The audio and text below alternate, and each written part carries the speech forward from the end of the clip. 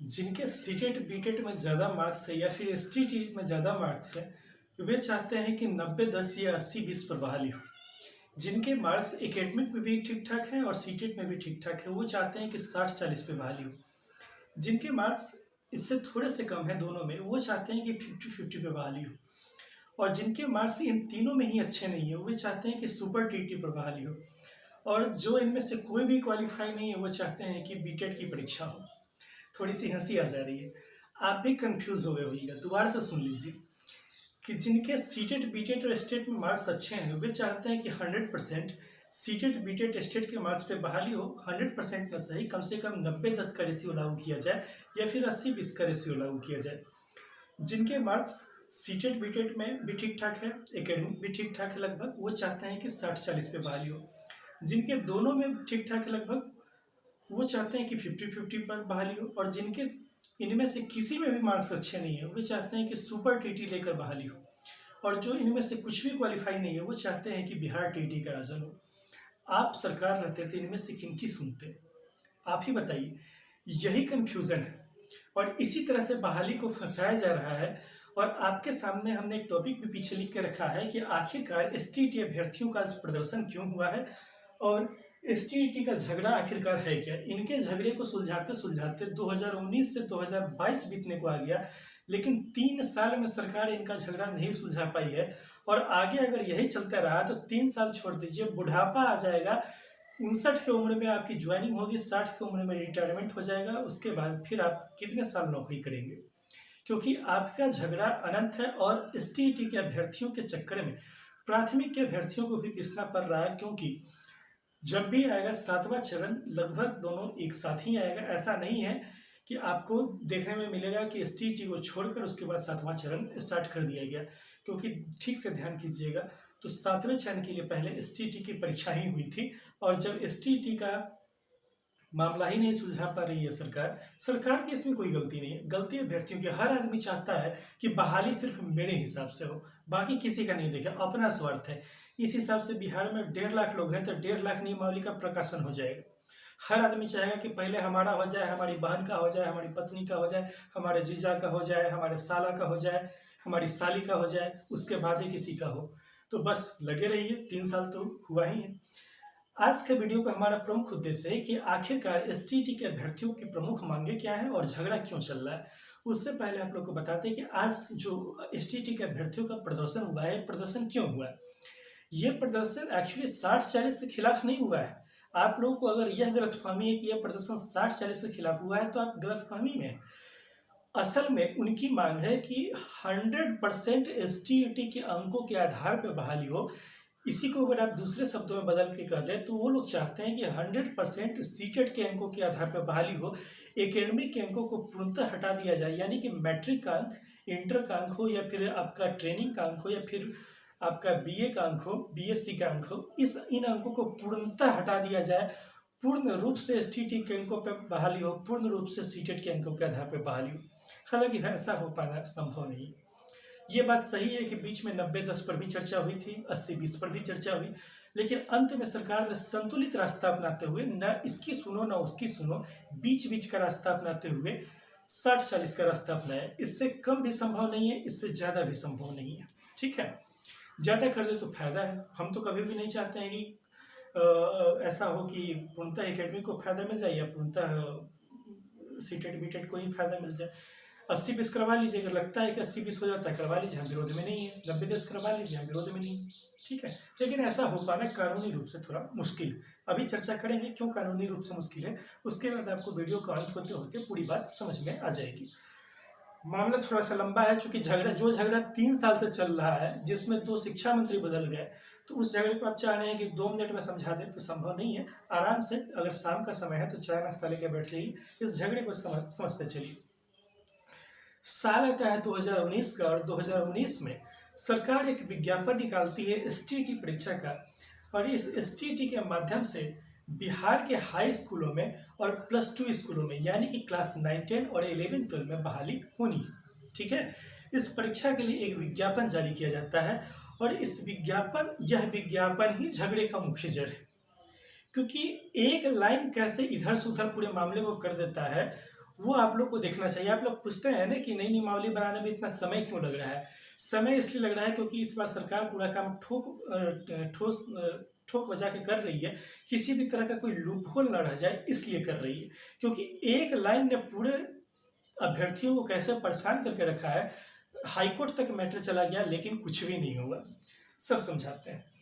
अब आप देखिए कि एसटीईटी परीक्षा का विज्ञापन जारी होता है आपका 2019 में, और इस विज्ञापन की जो भाषा है, यही भाषा पूरे झगड़े का जड़ है। इस विज्ञापन में 2 पंक्तियां लिखी गई हैं और दोनों पंक्तियां एक दूसरे की विरोधाभासी।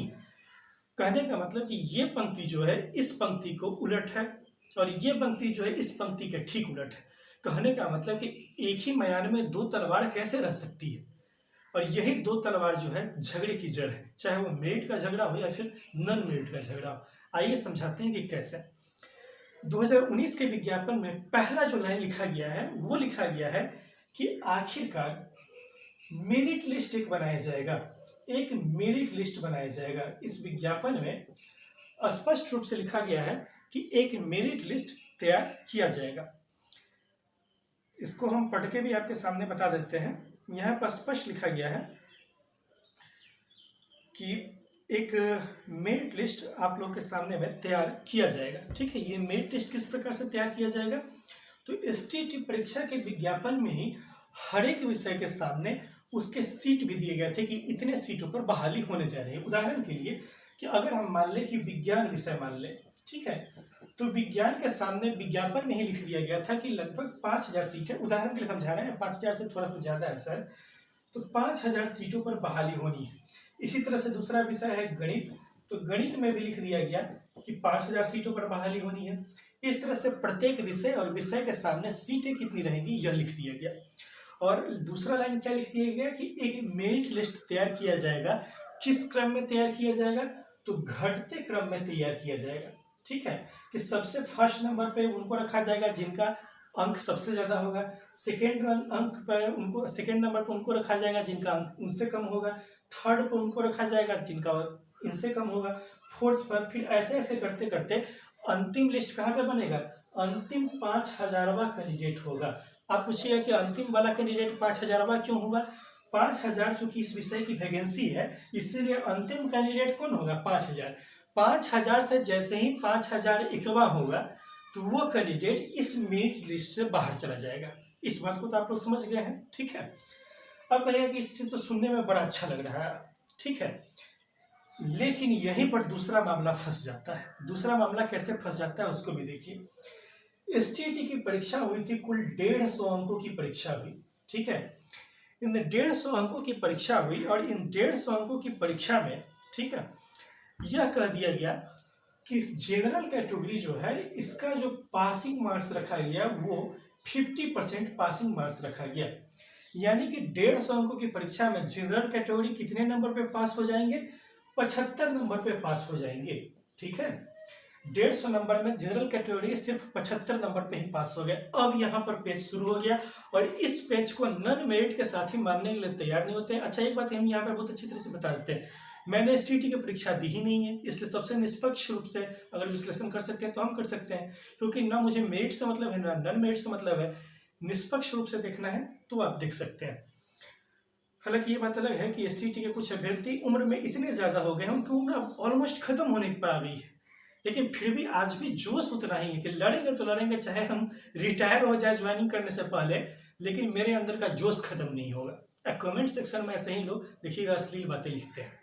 ठीक है, तो समस्या अगली क्या हुई कि 150 अंकों में 75 अंक पर पास कर दिया गया। अब आप सोचिए, गणित का नियम लगाइए। ठीक है, समस्या अब यहाँ पर हो सकता है कि इस गणित विषय का उदाहरण ले लीजिए। पास कितना पर है गणित विषय में, 150 में 75 नंबर पे ही पास है। ठीक है, तो हो सकता है कि गणित विषय में 6000 टोटल कैंडिडेट ऐसे पास हुए हों जिनका 75 नंबर या इससे ज्यादा हो। ठीक है, हो सकता है कि गणित विषय में 6000 ऐसे कैंडिडेट हों इस एग्जाम में पास कर गए हों जिनका 75 नंबर या इससे ज्यादा हो सकता है सर, बिल्कुल। उदाहरण के लिए सीटेट की परीक्षा में जनरल कैटेगरी 90 पर ही पास है, लेकिन इसका मतलब यह तो नहीं कि सारे के सारे जनरल कैटेगरी के अभ्यर्थियों को 90 नंबर ही आता है। बहुत सारे जनरल कैटेगरी के अभ्यर्थियों को 90 से ज़्यादा नंबर आता है, किन्हीं को 100 है, किन्हीं को 102 है, किन्हीं को 110 भी होगा, ठीक है।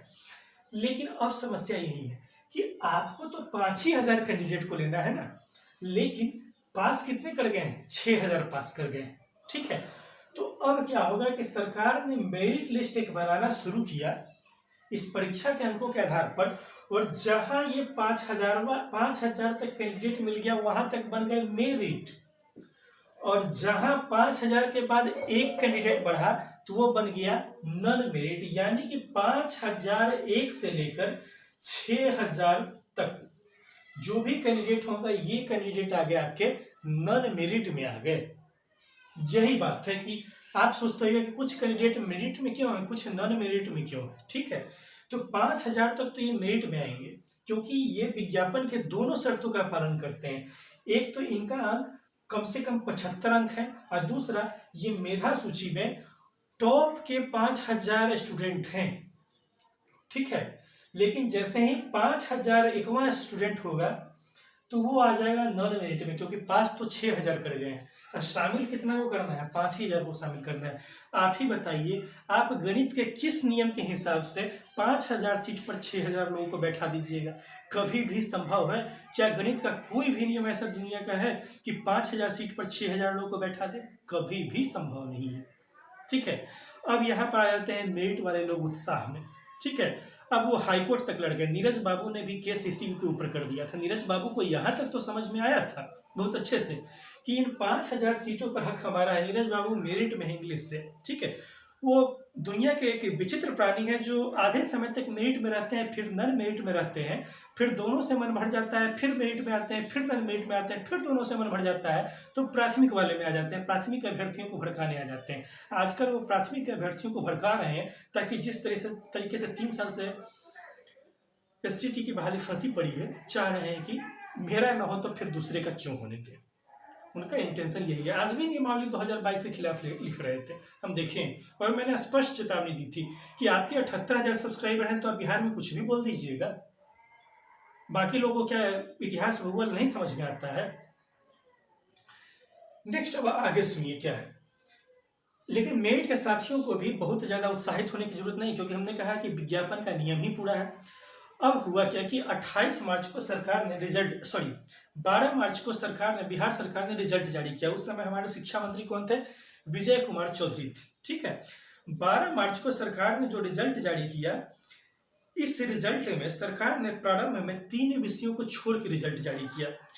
12 मार्च को रिजल्ट जारी हुआ, इसमें 24,598 लोगों को क्वालिफाई घोषित, 24,598 लोगों को मेरिट लिस्ट में डाला गया अलग अलग विषयों में, और बाद में 3 विषय उर्दू, संस्कृत और साइंस का रिजल्ट अलग से जारी किया गया, जिसमें 6,077 लोगों को क्वालिफाई किया गया। 12 मार्च को हमारे जो शिक्षा मंत्री हैं विजय कुमार चौधरी, इनसे बोलने के क्रम में एक गलती हुई। गलती ये हुई कि ये पूरे मैटर को समझ ही नहीं पाए, और बोलने के क्रम में यह बोल गए कि जितने भी लोग पास हैं सबकी नौकरी पक्की, ये बोल गए। बस अब यही हुआ। यहाँ के बाद जो नॉन मेरिट के छात्र थे, यानी कि ये रैंक 5,000 से ऊपर जो छात्र थे इस विषय में, कहने का मतलब 5,001 रैंक से लेकर 6,000 तक जो छात्र थे, पास तो ये भी हैं क्योंकि 75 में ही पास है, तो 75 नंबर तो इनको भी है, तो ये खुद को क्यों कहे कि हम नहीं पास हैं, ठीक है। तो शिक्षा मंत्री जी क्या गलत बोल गए कि ये जो 6,000 स्टूडेंट हैं, इन 6 के 6,000 लोगों की नौकरी पक्की हो गई, ठीक है। जबकि आपको पता है सीट 5,000 है, शिक्षा मंत्री बोल दिए कि 6,000 की नौकरी पक्की हो गई। संभव ही नहीं था कि 6,000 को हम नौकरी दिलवा दें। लेकिन अब सरकार के सामने और समस्या हो गई। अब सरकार ने सोचना शुरू कर दिया कि आखिरकार भाई हम बोल तो दिए कि अब हम करें तो क्या करें। इसीलिए बाद में शिक्षा मंत्री ने अलग से कहा, पत्र निकाल कर कहा कि हमारे लिए मेरिट और नॉन मेरिट दोनों बराबर हैं, और जो मेरिट लिस्ट बनाने का काम होगा वो तो नियोजन इकाई करेगी। भले नियम बना के हम दे दें, लेकिन मेरिट लिस्ट बनाने का काम नियोजन इकाई करेगी। इसके खिलाफ मेरिट के नीरज बाबू कोर्ट में भी गए, कोर्ट से केस हार गए, कुछ नहीं हुआ, ठीक है। अब आप पूछिए कि कोर्ट से केस हार क्यों गए, ठीक है। एक केस जीत भी नहीं सकते हैं। कारण एक है क्योंकि ये STET 2019 का विज्ञापन है, 2019 का विज्ञापन है। इससे पहले एसटीटी की एक और परीक्षा 2011 में हुई थी, ठीक है, 2011 में। अब समस्या सुनिए कि क्या है। अब आप लोगों को भी पता होगा कि सीटेट बीटेट स्टेट के सर्टिफिकेट का वैलिडिटी लाइफ टाइम कर दिया गया है, ठीक है। तो 2011 में जो लोग पास थे और जिनकी नौकरी आज तक नहीं लग पाई है, ये लोग भी अब आगे, ये लोग भी कहने लगे कि भाई हम लोग को भी नौकरी दीजिए, क्योंकि इनके भी सर्टिफिकेट की वैलिडिटी लाइफ टाइम हो गई है, ठीक है। अब समस्या देखिए कि 2019 के विज्ञापन में तो यह लिखा हुआ है, 2019 के विज्ञापन में लिखा हुआ है कि हम मेरिट लिस्ट का निर्माण ऐसे घटते क्रम में करेंगे। 2019 में पासिंग मार्क्स भी अलग है, लेकिन 2011 के विज्ञापन में ऐसा नहीं लिखा है। अब जज के सामने भी मैटर जब गया, जज भी जब देखते हैं कि भैया ये दोनों विज्ञापन ही अलग है, आप दो अलग अलग चीजों को एक समान लाना है तो कैसे लाए, जज को भी समझ में नहीं आता है, ठीक है। तो आपको यहां से लेके आप सुप्रीम कोर्ट तक दौड़ जाइएगा, फिर भी ऐसा नहीं होने वाला है कि 100% एसटीटी के मार्क्स के आधार पर बहाली होगी, संभव ही नहीं। तो बीच बीच का रास्ता निकाला सरकार ने। यही कारण है कि शिक्षा मंत्री विजय कुमार चौधरी से जब प्रश्न की, एक महिला अभ्यर्थी थी, उन्होंने प्रश्न किया कि क्या एसटीटी के अंक का कोई वैल्यू नहीं है, तो उन्होंने स्पष्ट रूप से कहा कि कैसे वैल्यू नहीं है। आप लोग ने भी वो रिकॉर्डिंग सुना होगा कि जो मेरिट में यहाँ ऊपर है तो वहां भी ऊपर रहेगा। यही कारण है कि अंत में 60-40 लागू हुआ।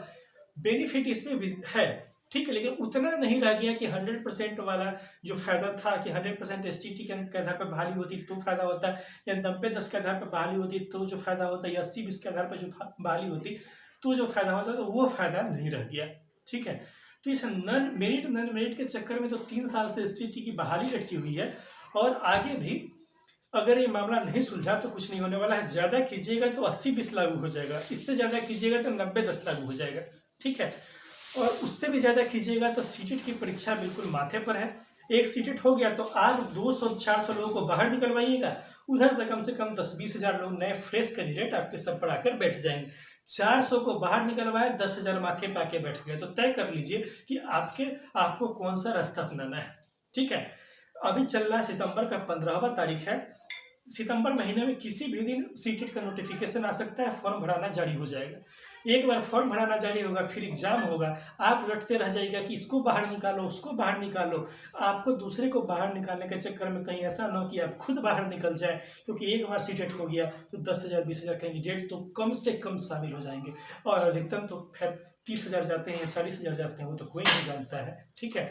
तो तय आपको करना है कि बहाली चाहिए या फिर नियम करना है, क्योंकि आपके कहने के हिसाब से तो नियम बनेगा नहीं। आप कहिएगा तो आपका पड़ोसी भी कहेगा, आपका पड़ोसी कहेगा, उसका पड़ोसी कहेगा, उसका पड़ोसी कहेगा, उसका पड़ोसी कहेगा। इस हिसाब से 1.5 लाख लोगों की 1.5 लाख बोली होगी, तो 1.5 लाख नियमावली बनेगी क्या। खैर, मुझे जितना समझाया था समझा दिए, अब लड़ना है तो लड़ते रहिए, क्या दिक्कत है। और जिन लोगों को वीडियो पसंद आए तो वीडियो को लाइक कीजिए, चैनल को सब्सक्राइब करना बिल्कुल मत भूलिए। फिर से मुलाकात होगी नेक्स्ट वीडियो में, तब तक के लिए धन्यवाद, थैंक यू।